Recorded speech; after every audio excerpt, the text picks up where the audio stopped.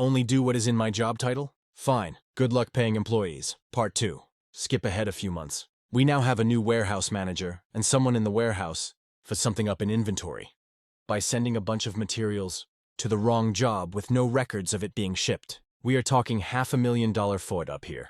In the same day, our ERP had an update that caused a bunch of bugs with our accounting department. So I decided to work on the ERP problem first because the warehouse up is more of a delay up and not actually stopping anybody from doing their job at the moment, while this accounting problem means our bills are not able to be paid.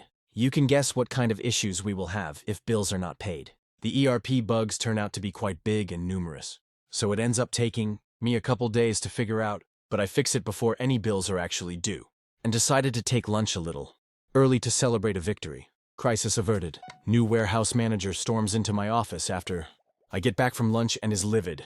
Apparently, the bosses were pinning the blame on him for the warehouse F-up, and considering he is the one who oversees shipments and personnel in the warehouse, the blame is rightfully placed. He starts laying into me asking why I have not fixed the problem yet, yelling and screaming like a child. I tried explaining that I was fixing an ERP issue and have not had time to look at the warehouse problem yet. He gets even more angry and notes that it is funny how I have time to take early lunches but not do my job. That started to piss me off, but I held my tongue and kept calm about the situation.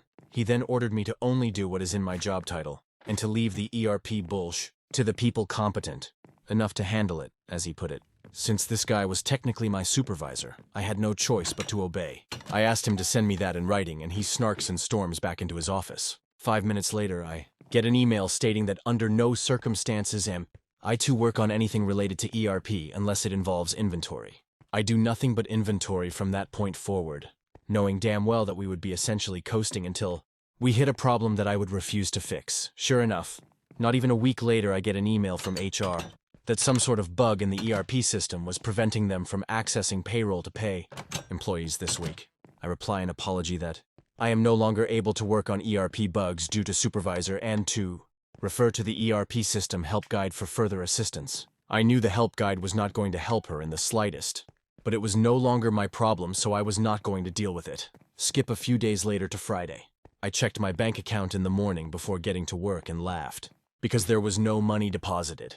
That problem never got fixed. I hurry up and get to work, excited to see the chaos unfold, and what I was expecting was an understatement.